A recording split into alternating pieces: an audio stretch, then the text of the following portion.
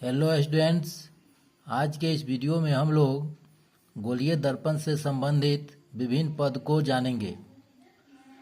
तो इसमें हम लोग जानेंगे कि दर्पण का द्वारक क्या होता है, दर्पण का ध्रुव क्या है, वक्रता केंद्र क्या है, वक्रता त्रिज्या क्या है और प्रधान या मुख अक्ष क्या है। तो आइए समझते हैं दर्पण का द्वारक क्या होता है। यहाँ पर एक दर्पण है। यह दर्पण अवतल दर्पण है क्योंकि इसका जो परावर्तक सतह है वह धंसा हुआ है। आप एक उत्तल दर्पण भी ले सकते हैं। यहाँ पर हमने एक दर्पण बनाया। अब इस दर्पण के इस साइड को हम लोग सिल्वर्ड कर देते हैं, चांदी से पेंट कर देते हैं, रजतित कर देते हैं। तो परावर्तक सतह यह हो गया, उभरा हो गया। तो यह परावर्तक सतह जिसका उभरा होता है वह उत्तल दर्पण होता है। तो यह दर्पण उत्तल दर्पण हुआ। इसका भी नाम हम रख देते हैं एम डैश। अब हमको समझना है कि द्वारक क्या है। तो दर्पण का वह भाग जिससे होकर प्रकाश का परावर्तन होता है। तो प्रकाश का परावर्तन दर्पण के परावर्तक सतह से होगा। दर्पण का यह परावर्तक सतह है तो इस सतह से प्रकाश का परावर्तन होगा। यहाँ पर इस सतह से प्रकाश का परावर्तन होगा। तो यह परावर्तक सतह से प्रकाश का परावर्तन होता है। तो कहता है कि दर्पण का वह भाग जिससे होकर प्रकाश का परावर्तन होता है दर्पण का द्वारक कहलाता है। तो प्रकाश का परावर्तन दर्पण के इस भाग से लेकर के यहाँ तक हो रहा है। प्रकाश का परावर्तन दर्पण के इस भाग से लेकर के इस भाग तक हो रहा है। तो यह जो पूरा भाग हुआ यह द्वारक कहलाया। यह जो पूरा भाग हुआ यह द्वारक कहलाया। वास्तव में दर्पण का द्वारक दर्पण का आकार होता है। दर्पण का आकार ही दर्पण का द्वारक कहलाता है। तो इसका डिफिनीशन हम लोग लिख सकते हैं। दर्पण का वह भाग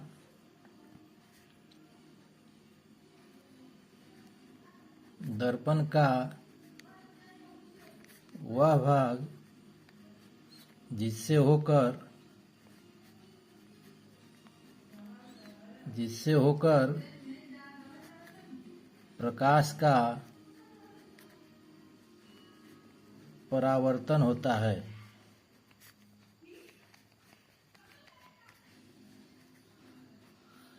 दर्पण का द्वारक कहलाता है।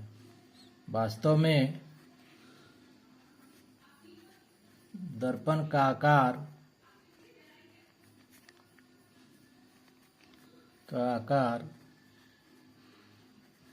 मतलब उसका जो साइज होगा, साइज ही दर्पण का द्वारक कहलाता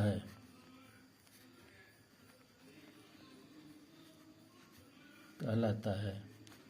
यहाँ हम देख रहे हैं कि एम डैश दर्पण का द्वारक है। दर्पण का कुल मिला के आप समझ सकते हैं कि दर्पण का जो आकार होगा यहाँ से यहाँ तक यही दर्पण का द्वारक होगा। इस दर्पण को देखिए, दर्पण का आकार यहाँ से यहाँ तक है तो यह दर्पण का द्वारक हो गया। तो यहाँ एम डैश दर्पण का द्वारक है, अपर्चर ऑफ मिरर है।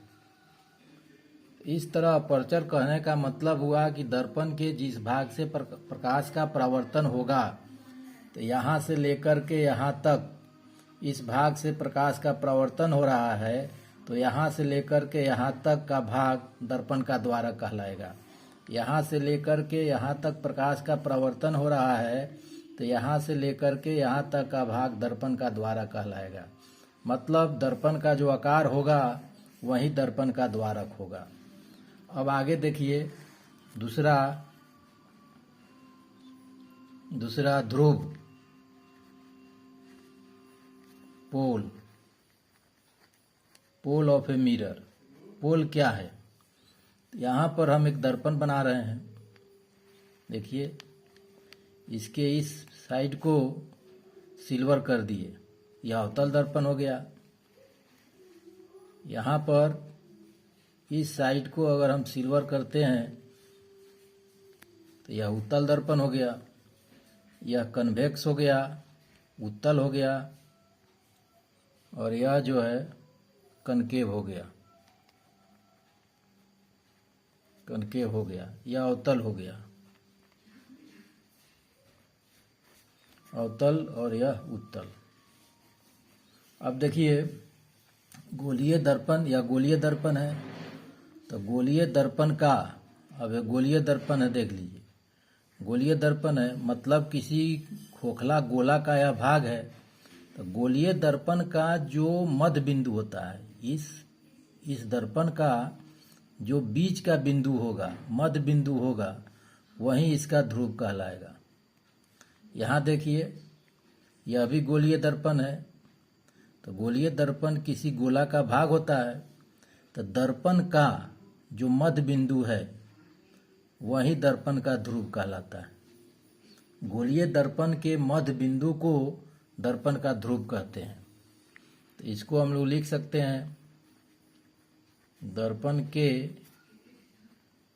मध्य बिंदु को दर्पण का ध्रुव कहते हैं। ध्रुव को हम लोग P से सूचित करते हैं। तो यहाँ P दर्पण का ध्रुव है। तो दर्पण का ध्रुव कहने का मतलब हुआ कि दर्पण का जो मध्य बिंदु है, दर्पण का जो बीच का बिंदु है, इसका कोई न कोई मध्य बिंदु होगा। तो जो मध्य बिंदु होगा वही उसका ध्रुव कहलाएगा। किसी भी गोलीय दर्पण में दर्पण का जो मध्य बिंदु होता है वही दर्पण का ध्रुव कहलाता है। उसके बाद देखिए वक्रता केंद्र, तीसरा वक्रता केंद्र, सेंटर ऑफ कर्वेचर।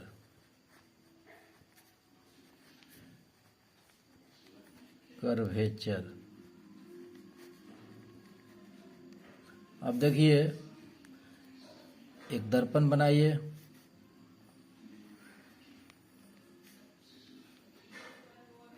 यह दर्पण है, गोलीय दर्पण है। तो गोलीय दर्पण किसी गोले का भाग होता है। तो मान लेते हैं कि यह जो गोलीय दर्पण है इसी गोला का भाग है। तो गोलीय दर्पण जिस गोला का भाग है, इस गोला का, इस पूरे गोला का एक भाग है यह गोलीय दर्पण। तो जिस गोला का भाग होता है उस गोला का जो केंद्र होता है, उस केंद्र को हम दर्पण का वक्रता केंद्र कहते हैं या सेंटर ऑफ कर्वेचर कहते हैं। फिर से देखिए इसको, फिर एक दर्पण बनाइए, इस साइड को पेंट कीजिए। अब यह भी गोलीय दर्पण है तो किसी गोला का भाग होगा, डिफिनीशन से किसी न किसी गोला का भाग है। और जिस गोला का यह भाग है, यह दर्पण जिस गोला का भाग है उस गोला का जो केंद्र होगा वही उसका वक्रता केंद्र होगा। तो गोलीय दर्पण जिस गोला का भाग होता है उस गोला के केंद्र को दर्पण का वक्रता केंद्र कहते हैं। अब यहाँ देखिए यह अवतल दर्पण है, अवतल है, और यह उत्तल है। परावर्तक सतह उभरा हुआ है, परावर्तक सतह धंसा हुआ है। तो धंसा हुआ है तो अवतल, उभरा हुआ है तो उत्तल। अब यहाँ देखिए यह इसका कलई किया हुआ भाग है, रचित पार्ट है। यह इधर वाला जो पार्ट हुआ यह परावर्तक सतह हो गया। तो परावर्तक सतह अवतल दर्पण में वक्रता केंद्र जो होता है वह परावर्तक सतह के तरफ होता है, मतलब दर्पण के सामने होगा। यहाँ देखिए यह कलई किया हुआ भाग है, रचित किया हुआ भाग है, सिल्वर्ड पार्ट है। तो ये दर्पण के पीछे वाला भाग हो गया, यह परावर्तक सतह हुआ, इधर परावर्तक सतह है।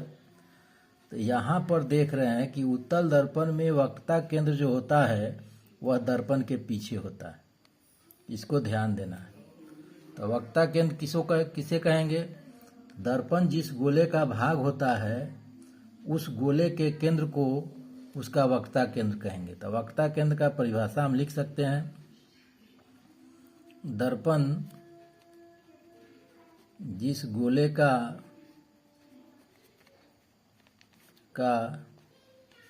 भाग होता है उस गोले के केंद्र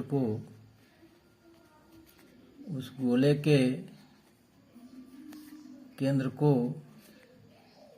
दर्पण का वक्रता केंद्र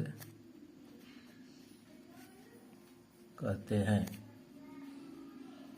वक्ता केंद्र को हम लोग C से डिनोट करते हैं, इसको ध्यान रखिएगा। वक्ता केंद्र को C से डिनोट करेंगे। अवतल दर्पण में वक्ता केंद्र कहाँ होगा? अवतल दर्पण में वक्ता केंद्र दर्पण के सामने होगा, परावर्तक सतह की तरफ होगा। तो यहाँ लिख लीजिए, अवतल दर्पण में वक्रता केंद्र परावर्तक सतह की तरफ अर्थात दर्पण के सामने होता है। और उत्तल दर्पण में वक्ता केंद्र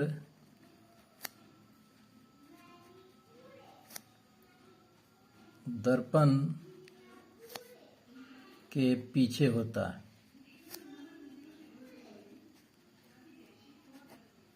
देख लीजिए यहाँ पर वक्ता केंद्र दर्पण के पीछे है, अवतल दर्पण में वक्ता केंद्र दर्पण के सामने है, परावर्तक सतह की तरफ है। यहाँ परावर्तक सतह इधर है और वक्ता केंद्र दर्पण के पीछे है उत्तल दर्पण में। उसके बाद है वक्ता त्रिज्या।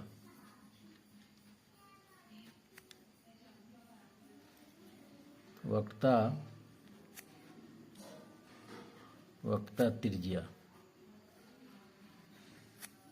रेडियस ऑफ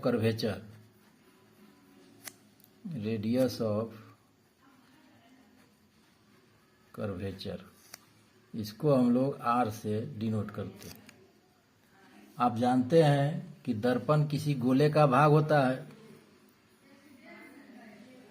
दर्पण है, यह दर्पण किसी गोले का भाग है। गोले का एक केंद्र हुआ, यहाँ मध्य बिंदु, दर्पण का जो मध्य बिंदु हुआ वो ध्रुव हुआ। एक दूसरा दर्पण लीजिए,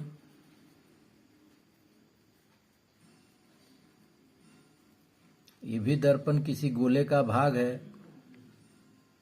और गोला का केंद्र दर्पण का वक्ता केंद्र हुआ और दर्पण का जो मध्य बिंदु हुआ वह ध्रुव हुआ। और वक्ता त्रिज्या किसे कहेंगे?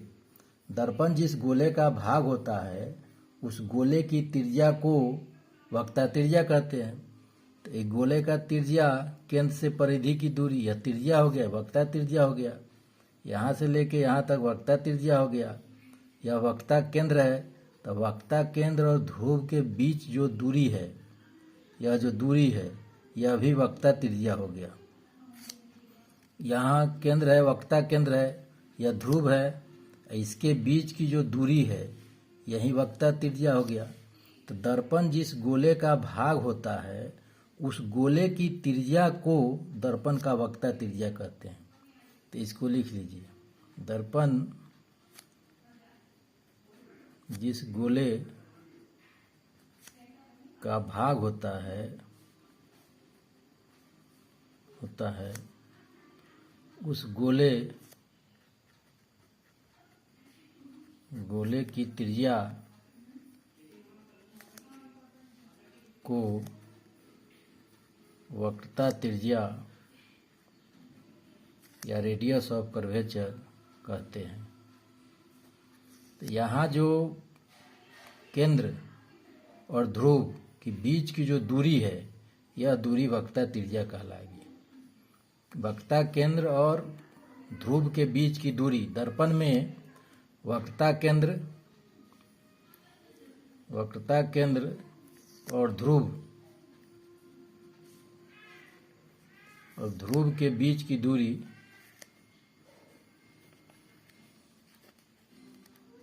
दूरी को वक्रता त्रिज्या कहते हैं।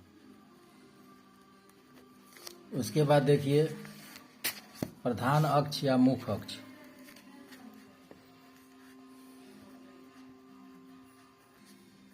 प्रधान अक्ष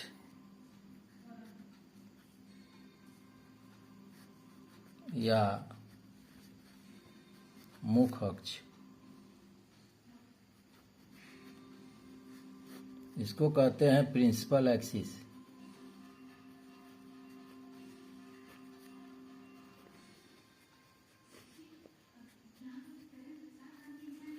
अब देखिए ये कोई गोलीय दर्पण हुआ। गोलीय दर्पण का मध्य बिंदु दर्पण का ध्रुव हुआ और गोलीय दर्पण जिस गोला का भाग है उस गोला का केंद्र वक्रता केंद्र हुआ। तो वक्रता केंद्र और ध्रुव से होकर गुजरने वाली वक्रता केंद्र और ध्रुव से होकर गुजरने वाली जो सरल रेखा है उसी को हम मुख्य अक्ष कहते हैं। वह सरल रेखा, वह स्ट्रेट लाइन जो दर्पण के वक्रता केंद्र और ध्रुव से होकर गुजरे उसे हम क्या कहेंगे? मुख्य अक्ष या प्रधान अक्ष कहेंगे। इसका डिफिनीशन लिख सकते हैं। किसी गोलीय दर्पण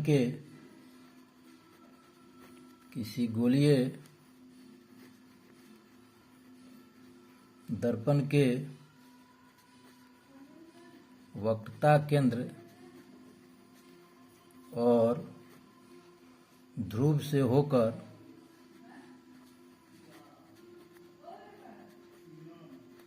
गुजरने वाली सरल रेखा या सीधी रेखा, स्ट्रेट लाइन,